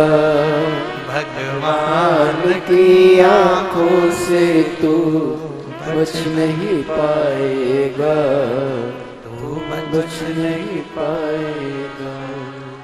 आप जितना बन सके उतना समर्पण भाव, प्रेशर से जितना बन सके उतना समर्पण भाव रखिए। विरोचन सुबह के समय पर जो दान देगा, सुबह के समय पर जो दान तू देगा तेरे लिए उत्तम। विरोचन ने दान करना प्रारंभ किया। इंद्र की सत्ता को भी विरोचन ने जीत लिया, विजय हो गया। इंद्र अपनी सत्ता के विहीन हो गए। क्यों? इंद्र अपनी सत्ता के विहीन इसलिए हो गए क्योंकि उन्होंने शंकर भगवान का एक अंश अवतार है दुर्वासा ऋषि, शिव जी का एक अंश अवतार है दुर्वासा बाबा, जो गले में माला पहन कर आ रहे थे और इंद्र ने मांग ली थी। इंद्र ने ऐरावत को दे दी, ऐरावत ने जमीन पर पटक दी। शंकर की दी हुई उस माला का अपमान हो गया। इस व्यासपीठ से हम सबको एक बेलपत्र देते हैं।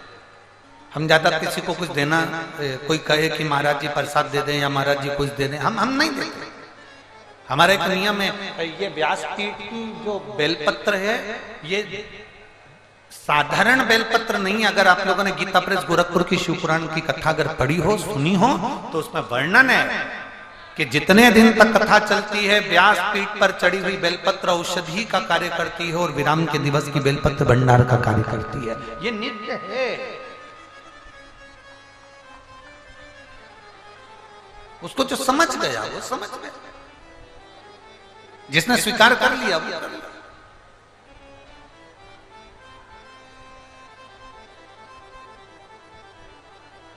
अब उसने जो पाया वो उसको मालूम पड़ेगा कि उसने क्या पाया।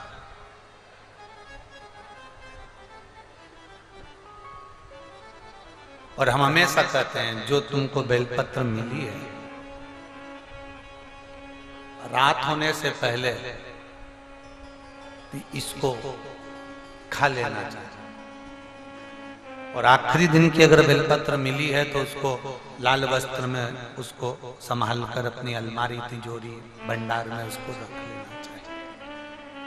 और 4 दिन की अगर बेलपत्र मिली है तो उसको रात्रि होने से पहले उसको पाया जाए, खाया जाए। जो रोगीला है, जो बहुत दुखी है, तकलीफ है, शरीर में बड़े बड़े रोग उसके जीवन में हो गए हैं, तो उसको भगवान की प्रसाद समझ कर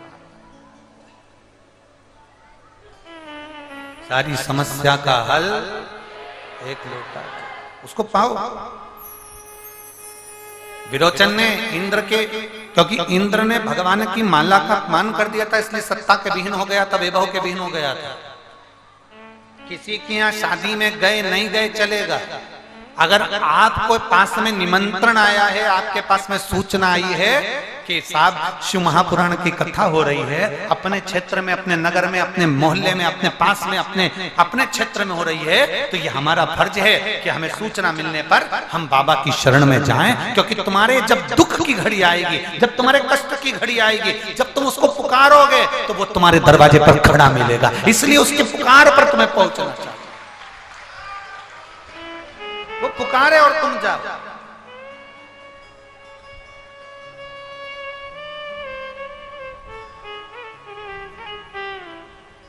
लाखों की भीड़ है, पंडालों में जगह नहीं है, सब रोड पर बैठे हैं, बाहर ग्राउंडों में बैठे हैं, जहां जगह वहां बैठे हैं, जगह नहीं है। लोग इधर उधर सब दूर, जहां देखो वहीं भक्त बैठा हुआ कथा का रसपान कर रहा है। जिनको कथा श्रवण करना है वो कहीं पर भी बैठकर सुन रहा है। जो केवल कथा के रसतत्व के लिए आए हैं, जिनको भगवान शंकर से प्रीत बढ़ाना है, वो कथा के रसतत्व में डूबा हुआ है। उसको कोई मतलब नहीं किसी से, उसको तो केवल शंभू से उसको घर, बस वो शिव का, शिव उसके सिवाय कोई मतलब। विरोचन ने इंद्र की सत्ता को अपना बना लिया, इंद्र को दुखी हो गया, भगवान नारायण के पास जाकर विनती करी। नारायण से कहा, नारायण प्रभु मेरा इंद्रलोक, मेरा देवलोक चले गया, आप कृपा करिए मेरा देवलोक मुझे मिल जाए। भगवान नारायण ने कहा देवलोक मिलना, मेरा देवलोक उस विरोचन ने ले लिया है, कैसे मिलेगा, कैसे प्राप्त होगा?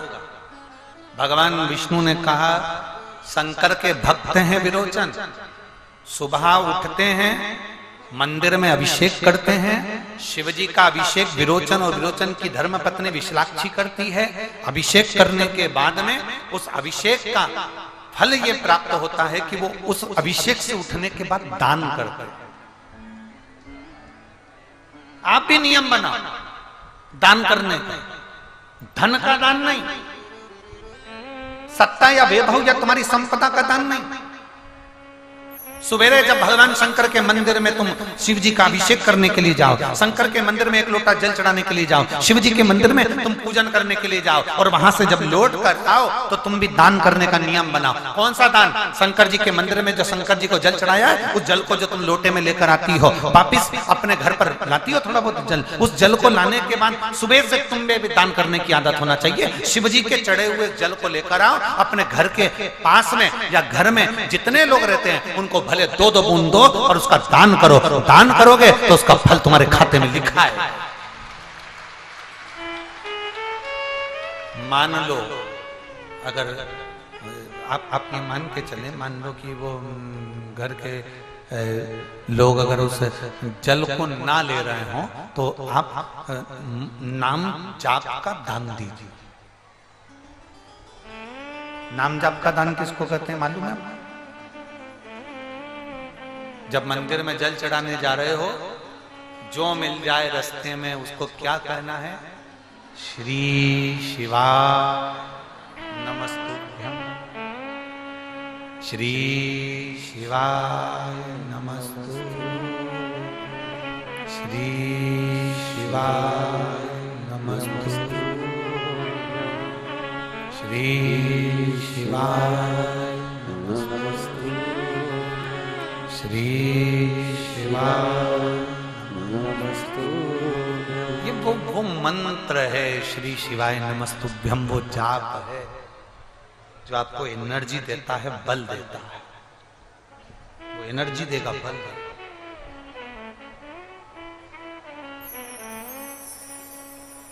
आज एक आपको एक प्रैक्टिकल करने का कहते हैं, करोगे क्या सब लोग? पक्का?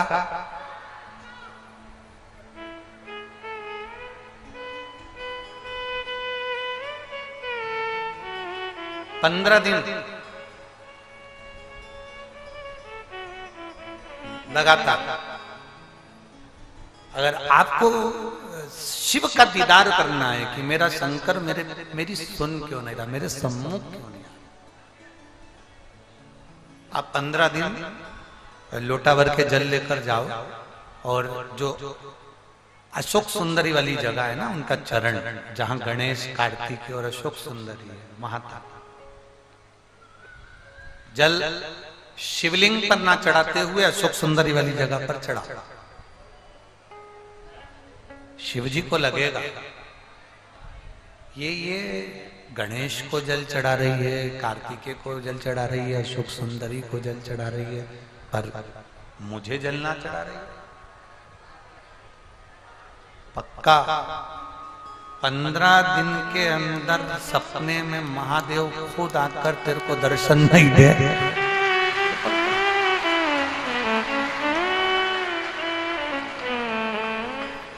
प्यार प्रेम स्नेह, कभी कभी प्रेम में जलाया भी जाता है। बोलो सही है कि गलत? प्रेम इससे करा और उससे बात ना कर कर उसकी सहेली से बात कर रहे हो तो जो पास में खड़ी है जलेगी ना। प्रेम, अब तुम अशोक सुंदरी पर जल चढ़ा रहे हो, तुम कार्तिकेय बाबा पर जल चढ़ा रहे हो, तुम गणेश जी महाराज पर जल चढ़ा रहे हो, तुम जहां वहां जल चढ़ा रहे हो। अब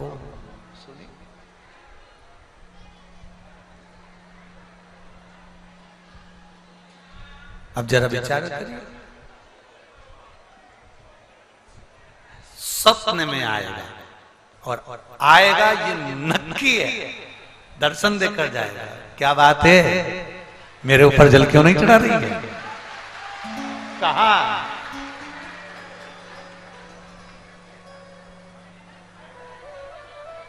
और मेरे भोले तेरा सहारा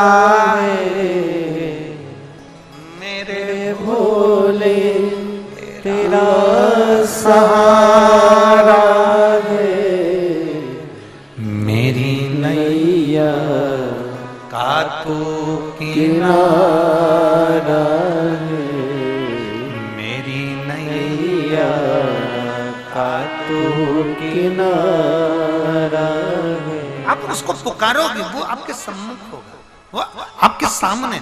आपने जल चढ़ाया पर उसको नहीं चढ़ाया ना, तो वो जो प्रीति है, बहुत दिन से जल चढ़ा रहे हो, 2-4 महीने हो गए, 6 महीने हो गए, 1 साल हो गया, 8 महीने हो गए, 10 महीने हो गए, इतना प्रेम बढ़ गया भोलेनाथ जी से। पहले तो आपको भी अटपटा लगेगा, जैसे ही लोटा भर के जल चढ़ाओगे ना, शिव जी पे नहीं चढ़ाओगे तो आपका भी हाथ अपने आप तुम चढ़ाओगे ना, अपने आप वहां जाएगा जो शंकर का शिवलिंग है। इसी को प्रेम, इसी को आसक्ति, इसी को स्नेह, इसी को प्रीति, इसी को आसक्ति, इसी को प्रीति, इसी को स्नेह कहते हैं, इसी को प्रीतता कहते हैं, इसी को स्नेह कहते हैं। आइए वो एक लाइन आप लोग स्मरण करते हैं ना, मैंने बाबा को बुलाया है, वो आता होगा, उसको पुकारा, वो आया।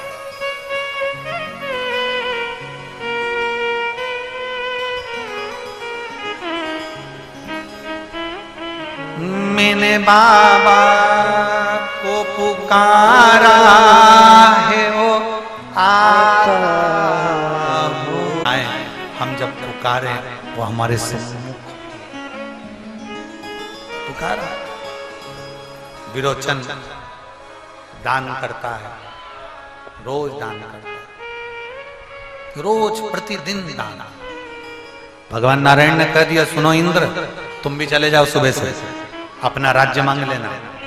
क्या वो दे देगा? बिल्कुल, उसकी आदत है देने में, पीछे नहीं हटेगा, देगा जरूर, जा। विरोचन गया, विरोचन के दरवाजे पर इंद्र गए, ब्राह्मण का रूप रखकर इंद्र विरोचन के दरवाजे पर पहुंच गए। शंकर जी के मंदिर में पूजन कर विरोचन बाहर आ रहा था, और जब पूजन कर बाहर आ रहा था विरोचन, इंद्र ने विचार करा कि अगर मैं अपना राज्य मांगूंगा, ले भी लिया और दूसरी बार इसने आक्रमण कर दिया और फिर ले लिया, तो इससे अच्छा है अगर मैं मांगू तो विरोचन से विरोचन के प्राण ही मांग लेता हूं कि तेरा शीश काट कर मुझे दे दे। शिव का भक्त है विरोचन, भगवान शंकर का भक्त है विरोचन, इससे मैं अपना शीश ही मांग लूंगा। ब्राह्मण का रूप रखकर, देखो भगवान नारायण ने कहा था तू तेरा राज्य मांगना, पर विरोचन के दरवाजे पर पहुंचकर ब्राह्मण के वेश में इंद्र ने कहा,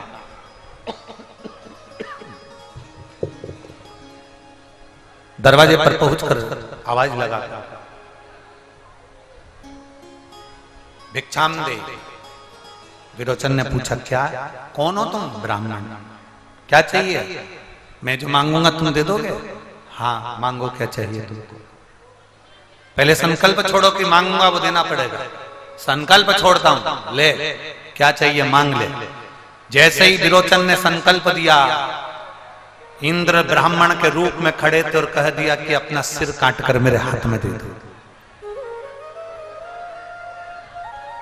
अपना सिर काटो और हाथ में दे दो मुझे, मुझे आपके प्राण चाहिए। विरोचन ने विचार करा कि आप ब्राह्मण नहीं हो सकते, आप ब्राह्मण नहीं हो। अगर आप शीश मांग रहे हो तो आप ब्राह्मण नहीं हो। कौन हो? अपने असली रंग पर आइए, अपने असली स्वरूप दिखाओ। इंद्र अपने असली स्वरूप में नहीं आता। विरोचन के हाथ में जल था, शंकर जी को चढ़ा हुआ। शिव के चढ़ा हुआ जल साधारण नहीं होता, अच्छे अच्छे व्यक्ति का भी रंग दिखा देता है। इसलिए तुमसे कहते हैं कि शंकर पे चढ़ा हुआ जल लेकर आया करो, तो अपने घर में छींट दिया करो। घर में अगर कोई तकलीफ भी होगी तो उसके जल से समाप्त हो जाए। छींट दिया, जो जल छीटा तो असली स्वरूप इंद्र का दिख गया। पर तुमने ब्राह्मण बनकर मांगा है, मैं सिर काट कर दूंगा। शीश काट कर इंद्र के हाथ में दे दिया। विरोचन के प्राण छूट गए। पत्नी विशालाक्षी रोने लगी। जैसे ही विशालाक्षी रोई, बेटे ने आवाज सुनी, राजा बलि ने, और उसकी बेटी विरोचना ने आवाज सुन ली। विरोचन की बेटी विरोचना और राजा बलि जिसका पुत्र है, और पुत्र है, दोनों रोते हुए आए। छोटे थे, अवस्था के कारण आंसू बह रहे, पिता के प्राण चले गए। इंद्र, हमारे पिता का अंतिम संस्कार करना है, उनका शीश दे दे। इंद्र ने शीश नहीं दिया, लेकर चले गए इंद्र लोग। राजा बलि आंख में आंसू भर रहे थे। विशालाक्षी रो रही थी अपने पति के लिए। समय हो गया अंतिम संस्कार के लिए। तब राजा बलि को क्रोध आया कि मेरे पिता का शीश लेकर आऊंगा, तब मैं अंतिम संस्कार करूंगा। गए इंद्र पर आक्रमण करा, शीश लेकर आए। इंद्र की पूरे बैकुंठ को, पूरे धाम को हिला दिया, इंद्र के पूरे देवलोक को हिला दिया। अब जैसे ही हिलाया इंद्र को, यहां तो अंतिम संस्कार राजा बलि ने कर दिया। विरोचन का, पिता का अंतिम संस्कार कर दिया।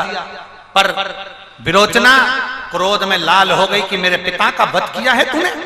क्रोध में आकर विरोचना ने जो तीक्ष्ण बाण चलाना प्रारंभ करे, सर्प के बाण छोड़ दिए। पूरे देवताओं को सर्प डसने लगे। सब भयंकर हाहाकार मचने लगा। भगवान नारायण के पास सूचना गई। नारायण आए, समझाया, विरोचना तुम्हारे पिता मर चुके हैं, अब उनका अंतिम संस्कार हो गया है, तुम ये सब समाप्त करो। विरोचना समाप्त नहीं करती। क्रोध में आ गई विरोचना।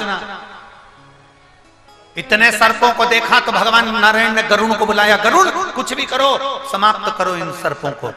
गरुण जी ने अपनी सेना तैयार कर पूरे सर्पों को समाप्त किया। गला पकड़ रहा, पूरे सर्पों को समाप्त किया। थोड़ा प्रेशर बढ़ाओ, सब दूर का। जो गरुण जी आए और उन्होंने सब सर्पों को समाप्त करना प्रारंभ करा। सर्प क्या देखा गरुण जी महाराज ने कि इस विरोचना को, विरोचन की बेटी को कैसे भी समाप्त करना है। विरोचना के शरीर को गरुण जी महाराज के जितने भी गरुण थे उन्होंने नोचना चालू करा। शरीर विक्षिप्त हो गया, कुबड़ से निकल गई विरोचना की। पूरा मुख टेढ़ा हो गया विरोचना का। रोने लगी विरोचना। प्राण छूटने का समय आ गया और प्राण छूटते समय विरोचना ने शंकर को याद कर लिया। मेरे पिता तुम्हारा भजन करते थे महादेव, क्या तुम नहीं आओगे? हमने तो सुना है तुम 71 पीढ़ी को ताड़ देते हो, आज तुम यहाँ नहीं पहुंचोगे? पधारो भोलेनाथ। शंकर सामने प्रकट हो गए। जो महादेव सामने आए, कुबड़ से निकल रही थी, शरीर विक्षिप्त हो चुका था, टेढ़ी हो गई थी विरोचना। रोते हुए बोली, बाबा बाबा। शिवजी ने पूछा, मांग विरोचना, तुझे क्या चाहिए? विरोचना कहती है, ये नारायण, इन नारायण ने मेरे साथ खेल खेला है, ये नारायण ने मेरे साथ खेल खेला है, इसलिए पृथ्वी पर मेरा अगला जन्म हो और मैं पृथ्वी पर इस नारायण को अपनी गोद में खिलाऊं। पर इस नारायण ने मेरे शरीर को बिगाड़ा है और मेरे पिता का बदला मुझे नहीं लेने दिया, इसलिए मैं नारायण से बदला लूं। मुझे वर दो कि नारायण मेरी गोद में खेलें और नारायण से मैं पृथ्वी पर बदला लूं। शंकर भगवान ने कहा, वर तो मैं दे दूंगा, और कुछ मांगना है? हाँ, एक वर और दो कि जब नारायण को मैं परेशान कर दूं पृथ्वी पर और नारायण दर दर जब भटके, उस समय पर आपकी आराधना करें, जैसे अंतिम समय में मैंने आपकी आराधना करी। नारायण जब अंत समय में आपकी आराधना करें, तब उनको वापिस राज सिंहासन प्राप्त हो। ये वर आप दीजिए, ये वर आप दीजिए। भगवान शंकर ने विरोचना को वर दे दिया। वही विरोचना बाद में पृथ्वी पर मंथरा बनकर पैदा हो गई। मंथरा टेढ़ी थी और नारायण को उसने गोदी में राम जी को खिलाया भी है और राम जी को 14 वर्ष के लिए वन भेजा भी है। 14 वर्ष के लिए वन भेजा। जब मंथरा, राम जब 14 वर्ष के लिए बन जाने लगे, तब मंथरा ने राम जी के पास में आकर एक निवेदन किया, आप जा तो रहे हो वन में, पर याद रखना शंकर को मत भूल जाना। और आखिरी में जब लंका पर चढ़ाई करने का समय आया, कुछ नहीं सूझा राम जी को, तब उन्होंने रामेश्वर धाम की स्थापना कर पूजन कर आगे बढ़ा। रामेश्वर धाम की स्थापना कर आगे बढ़ गए। चरित्र का स्मरण आया कि मुझे मंथरा ने कहा था शिव हर जगह साथ देते हैं, और आज उस मंथरा के कहे अनुसार शंकर भगवान ने रामेश्वर धाम की स्थापना करी, लंका पर विजय करी, फिर वापिस राज सत्ता पर स्थापित हुए। ये शिव की कृपा, बिना कृपा के कुछ नहीं हो सकता, बिना कृपा के नहीं हो सकता। बाबा सुनो रे मेरे जमशेदपुर की जीजियों और मेरे जीजाओं, मेरे झारखंड के बहन भाई माता बहनें, सब ध्यान से सुनना। अगर आप शिव महापुराण की कथा यहाँ बैठकर सुन रहे हो तो मेरे भोले बाबा ने तुम्हारा कुछ कल्याण करना होगा, इसलिए पकड़ कर यहाँ बुला लिया तुमको, नहीं तो नहीं बुलाता। और मेरा निवेदन है रंजिता वर्मा जी से, जीजी भाई से, जो कथा लेने सीहोर पहुंची थी, उनसे इतना जरूर कहूंगा, हिम्मत नहीं हारना। अब की बार जितनी मेहनत करी है, साल 2 साल में फिर बाबा से प्रार्थना करना कि एक बार फिर बाबा मुझे बुला।